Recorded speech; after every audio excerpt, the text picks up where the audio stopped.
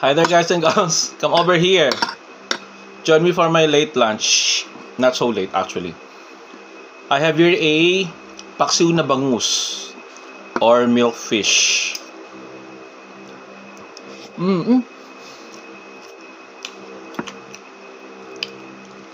Cooked in vinegar and eggplant with onions and garlics.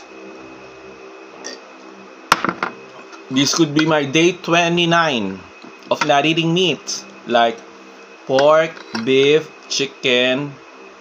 Come on. Yummy.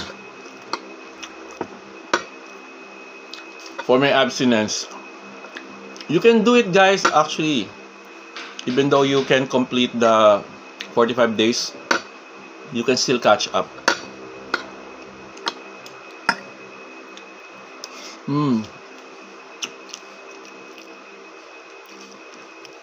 Yumminess.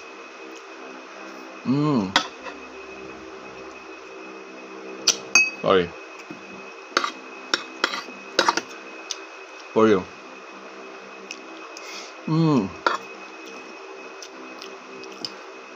Bye for now. One more. Love it. Love it.